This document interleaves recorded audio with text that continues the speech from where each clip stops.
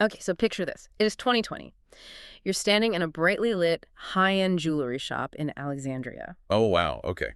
Setting the scene right away. Yeah, we're jumping right in. So outside, there's this steady, just oblivious hum of street traffic.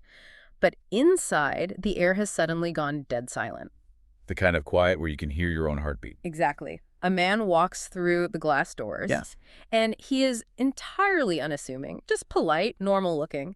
He approaches the glass counter and he slides this heavy, unyielding bag across the surface. Unzipping it, I imagine. He unzips it, Yeah. and then comes the sound. That heavy, unmistakable clinking of massive amounts of gold jewelry just spilling out beneath the harsh fluorescent lights. Bracelets, necklaces, rings, just an absolute mountain of gold. That is bold, just walking in off the street like that. It is. But if you look closer at the jeweler behind the counter, his heart is absolutely hammering against his ribs. The sweat is starting to bead at his hairline because he recognizes these exact pieces. Yes, they were literally just circulated in a highly confidential police bulletin about a massive high-profile robbery. That is the ultimate moment of hidden panic. Because that jeweler knows he's standing across from a highly dangerous criminal, but he has to force a smile. He has to act like this is just another Tuesday transaction. You can almost feel the tension. He starts stalling. He compliments the pieces. He takes his agonizing time weighing them one by one, all while someone in the back room is frantically dialing the police. Minutes must have felt like hours. Oh, absolutely. But finally, the authorities burst in. The man at the counter, he doesn't even resist. He hands over his ID. He is arrested under the name Mohammed Mustafa. It seems like a clean bust, right? Just a thief caught fencing stolen goods. That is exactly what they thought. But as you are about to find out, the man in handcuffs, Mohammed Mustafa, he doesn't actually exist. Never did. Welcome to today's deep dive. Today we are opening up a stack of chilling investigative files, timeline documents, and police reports. And our mission: to unravel the terrifying true story of Gaddafi Farag Abdelatide. The man who would eventually become known as the Giza Butcher. Right. Looking through these investigative files, we are dealing with a chameleon, a man who stole fortunes, identities, and lives, all while hiding in plain sight. I want you to imagine sitting across from a monster who smiles at you, who asks about your day, who even offers you a plate of food, all while plotting your absolute destruction. That is the kind of darkness we are exploring today. And the most terrifying weapon in his arsenal wasn't violence. It was his polite, unassuming facade. When you analyze his behavioral patterns in these documents, you see a classic manifestation of the dark triad of personality traits: narcissism, Machiavellianism, and psychopathy. He didn't just hurt people, he manipulated reality itself to serve his needs. Hold on, break that dark triad down for me before we get into the timeline, because we hear terms like psychopath thrown around a lot in true crime, but what does that practically look like in these specific case files? That is a crucial distinction to make. In Gaddafi's case, the narcissism is his profound sense of entitlement. It's the belief that he has the absolute right to play God with other people's lives and their finances. Right. The Machiavellianism is his capacity for extreme, complex deception. He treats human beings like chess pieces to be moved or just sacrificed. And the psychopathy is the absolute lack of empathy or remorse. It is the ability to eat a warm meal with a person you are actively planning to murder without your heart rate even elevating. Okay, let's unpack this. We have to go back to the beginning to see how this facade was built.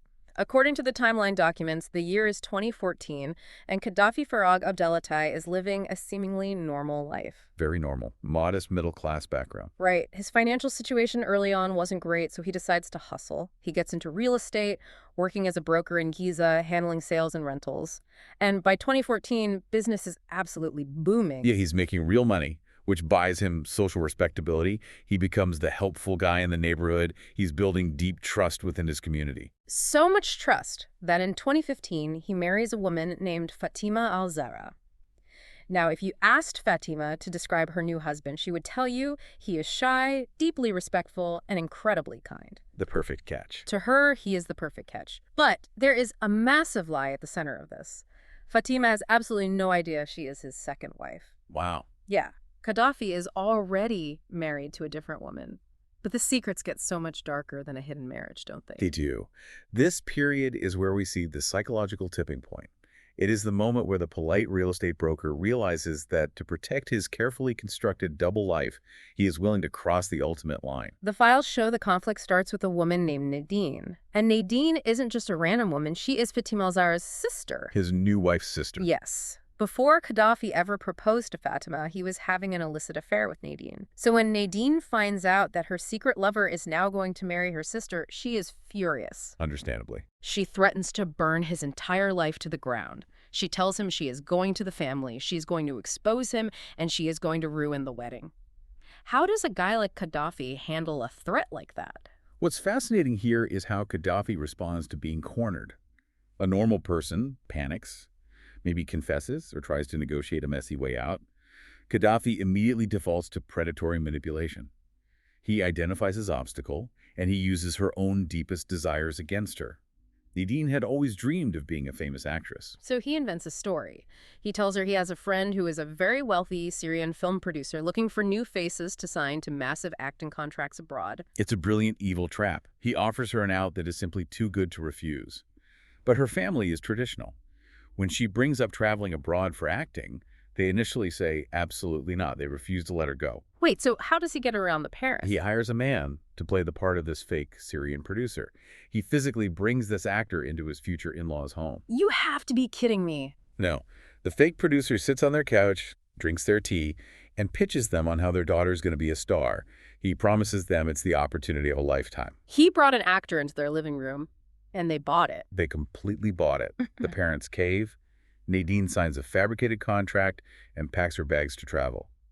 But she never gets on a plane. As soon as she supposedly leaves, all real communication stops. Her phone goes dark. And the family starts getting these bizarre, sporadic text messages from her number. One text says she hurt her leg. Another says she is just too busy filming to talk. Another says she moved to a new house. Just enough to keep them from panicking immediately. Exactly. But they never actually hear her voice, because in reality, Qaddafi murdered her and buried her body. This is a defining hallmark of his sociopathy. He didn't just end her life. He created a digital ghost to placate her grieving parents. He even sat with them in their living room, comforting them, pretending to call his producer friend to help them track her down. Yeah. He actively joined their frantic search parties. That is chilling. It requires a terrifying level of emotional compartmentalization to comfort the parents of the woman you just buried. He entirely eliminated himself as a suspect, and unfortunately getting away with it gave him a taste for how easy it was to make someone vanish. Which brings us to Act 2 of this nightmare, the betrayal of a lifelong best friend. Engineer Rita. Right. I want you, the listener, to imagine your absolute closest friend in the world, the person you trust implicitly. For Qaddafi, that was a man named Engineer Rita. Rita was the definition of a loyal friend. He moved to Saudi Arabia to work incredibly hard, trusting Qaddafi completely to manage his finances back home in Egypt. Over the course of 3 years, Rita painstakingly sends Qaddafi 3 million Egyptian pounds. That is a massive amount of sweat equity. He trusts Qaddafi to invest this money in real estate. But years go by and Rita sees zero return on his investment. No profits, no paperwork. He starts getting suspicious. Yes, he gets suspicious and books a flight back to Egypt to confront his best friend and see his properties for himself. The clock is ticking. What do the files say happens when Rita lands? Qaddafi knows the moment Rita asks to see the accounts, the entire financial fraud will be exposed. The 3 million pounds is gone. So Qaddafi orchestrates a welcoming that is as deeply personal as it is lethal. He goes to the airport to pick Rita up himself. Big hugs, smiles, welcome home, brother. He drives Rita back to an apartment in Giza, and the sick irony here is that this apartment was actually bought with Rita's own money, and it is legally in Rita's name. Qaddafi tells him to sit down and relax. He says, I bought you your favorite meal. Kosheri. Yeah, kosheri. It's a classic, comforting Egyptian dish of lentils, rice, and pasta that Rita had been craving the whole time he was in Saudi Arabia. This raises an important question about the intimacy of the kill. Serving someone their favorite comfort food, watching them eat it while looking them in the eye, pretending to celebrate their homecoming, it is profoundly chilling. Rita digs in, but Qaddafi has laced the kosheri with a massive dose of poison. Mid-bite, Rita doubles over. The pain is sudden, sharp, and excruciating.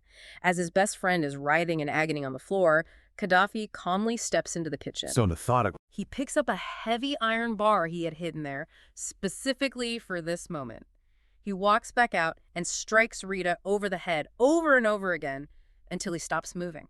The transition from a warm, nostalgic meal to cold-blooded bludgeoning is jarring. And the post-murder logistics are just as calculated. He shoves his lifelong best friend's body into a massive bag. He drags it out, transports it to another apartment, also owned by Rita, and buries him under the floorboards. And then he repeats his favorite trick. He takes a burner phone, texts Rita's sister, and pretends to be Rita. The text says he was walking down the street, got swept up in a political protest, was arrested by security forces, and doesn't know where they're taking him. It is a masterclass in gaslighting. He gives the family a plausible, chaotic excuse that prevents them from looking for a dead body. They spend years searching police stations and prisons for a man who was buried into the floor of his own investment property. Which brings us to the most grotesque chapter in these files, the House of Horrors. Remember Gaddafi's actual first wife, Fatima Zakaria? The one who had no idea he was marrying a second time. Exactly. She makes a terrifying discovery in their home. She finds a hidden stash of official ID cards. They all have Gaddafi's face printed on them, but every single card has a completely different name. She realizes she is married to a total fraud. She does exactly what Nadine did. She threatens to expose him to the authorities. A fatal mistake. She cornered a predator who had already learned that murder is a highly effective problem-solving tool. Here's where it gets really interesting. And by interesting, I mean absolutely horrifying. Gaddafi doesn't even hesitate. He poisons her food, just like he did with Rita. But he takes it a step further. After she dies, he dismembers her body. He places the remains into bags and puts them inside a deep freezer. He waits until they're frozen completely solid. This is a gruesome but highly calculated logistical move to prevent any fluids from leaking during transport. He transports those frozen bags to the exact same apartment where he buried his best friend Rita. He digs another hole and he buries his wife right next to him. If we connect this to the bigger picture, the sheer audacity is mind-boggling. He is creating a centralized personal graveyard. But it's what he does next that truly highlights the depth of his psychopathy. Oh, this detail kept me awake. If there was an award for the absolute most monstrous landlord in human history, Qaddafi takes the prize. He fills in the graves, then he brings in contractors, he fully remodels the apartment, he lays down fresh, pristine, shining ceramic tiles directly over the burial sites, and then he puts the apartment up for rent. For 4 entire years, an unsuspecting family rents that apartment. They cook, they sleep, they watch TV, they live their daily lives directly on top of 2 rotting corpses. Acting as a landlord for your own victims. Collecting rent on a tomb, it requires a complete detachment from human reality. And as for his wife's disappearance, he went to his in-laws, put on a sad face, and claims Fatima stole a bunch of money from his house and ran away. Just like that. Her family actually filed a police report accusing Qaddafi of having something to do with her disappearance. But with zero physical evidence, he just walked away. He went right back to his life. But by 2017, the heat is slowly turning up. He realizes Giza is getting dangerous for him. Too many missing people, too many questions, so he decides to vanish. The files say he liquidates all of Rita's remaining properties, takes the cash, and moves to Alexandria. But hold on, if Rita's technically a missing person, how on earth does Qaddafi legally sell his real estate? That is where his expertise in forgery comes in. Qaddafi commits what is legally known as the usurpation of identity. He creates highly sophisticated forged powers of attorney. He drafts legal documents claiming that Reda, while supposedly locked away in an undisclosed prison, had granted Qaddafi full legal authority to sell his assets. He exploits the bureaucratic confusion to drain Reda's estate dry. That is unbelievably brazen. So he takes the cash and flees to Alexandria. But he doesn't go as Qaddafi. He assumes the identity of his dead best friend. He starts introducing himself to everyone in Alexandria as Engineer Rita, an expert in electronics. He literally steps into the skin of the man he beat to death. It's the ultimate theft. He didn't just take Rita's life and money. He took his future. He walks around Alexandria wearing his best friend's name like a tailored suit. And Engineer Rita is just as lethal as Qaddafi. In Alexandria, he meets a woman named Yasmin. He charms her, convinces her to invest her money with him, and promises to marry her. We've heard this song before. We have. When Yasmin realizes there is no investment and demands her money back, he sets a trap. He tells her he doesn't have the cash, but he has a warehouse in the Al Safra district full of expensive household appliances she can take to cover the debt. He tells her to meet him there, alone in the dead of night. She walks into a dark, empty warehouse expecting appliances and instead finds a killer. Another obstacle is eliminated. He strangles her, beats her, and buries her under the warehouse floor. Yasmin is gone. But Qaddafi, still living as Reda, doesn't stop. He manages to marry a wealthy pharmacist named Dr. Noha. But this marriage doesn't last. She sees through him relatively quickly. 3 months in, Dr. Noha demands a divorce. Surprisingly, he agrees. How does a guy who normally murders his problems just agree to a divorce? Because he found a different way to exert dominance? Gaddafi never walks away without taking something. He decides to enact a deeply personal revenge on her wealthy family. He waits until he knows her parents are traveling. This is where the story takes on this incredibly eerie cinematic visual. Gaddafi dresses himself in a full, flowing black niqab. Completely veiled, hiding his face and his gender, he slips undetected past the neighbors and into his ex-in-law's apartment. He completely clears out their safe, taking massive amounts of cash and all their gold jewelry. And this is where the massive web of lies he has woven finally begins to tangle. When Dr. Noha's family discovers the robbery, they go straight to the police. They report the prime suspect, her ex-husband, Engineer Rita. The police launch a massive manhunt for Engineer Rita. They circulate descriptions of the stolen gold to every jeweler in the city. But the police are hunting a ghost. The real Engineer Rita has been dead and buried under a ceramic floor in Giza for years. It is a stunning paradox. The identity he stole to protect himself is now the exact thing that brings the police crashing down on him. Which brings us right back to the climax of this deep dive. That incredibly tense opening scene in the Alexandria jewelry shop. Qaddafi, who has now changed his name again, this time to Mohammed Mustafa, needs to fence the stolen gold. He tries it once with a few small pieces, and it works. But he gets greedy. The heavy bag. The second time, he brings the heavy bag. The jeweler recognizes the pieces, stalls, and the police arrest Mohammed Mustafa. At this point, the Alexandria police process him, thinking they just caught a run-of-the-mill burglar. But through their internal fingerprinting and systems, they realize this man matches the description of the fugitive engineer Rita wanted for the robbery of the pharmacist's family. So the police pick up the phone. They call the family of the real engineer Rita in Giza, the family who has been desperately searching prisons and police stations for their missing brother for 5 torturous years. The police say, "We found him. We have arrested Rita in Alexandria for theft." Imagine the emotional whiplash for that family. Shock that he's a thief, anger that he has been hiding, but ultimately overwhelming relief. They are finally going to see their brother. Put yourself in that hallway. Rita's family rushes frantically to the Alexandria police station. They are breathless. They demand to see him. The police lead them down the fluorescent-lit hall. They open the door to the interrogation room. And they look up. They look up, expecting to see their brother's familiar face. And instead, they lock eyes with Qaddafi. The betrayal in that single look must have been unfathomable. The man who sat at their dinner table, the man who helped them hand out missing person flyers, is sitting in handcuffs wearing their dead brother's name. The dominoes instantly collapse. The family starts screaming, "That's not Rita, that's his friend Qaddafi." The police suddenly realize they aren't dealing with a simple jewelry thief. The interrogations intensify. Qaddafi's facade finally shatters. He confesses to everything. He leads the police back to Giza, back to the warehouse in Alexandria. The police bring in jackhammers. They tear up those pristine ceramic tiles in the rental apartment. They exhume the bodies. The staggering scale of his horrific double life is dragged out into the daylight.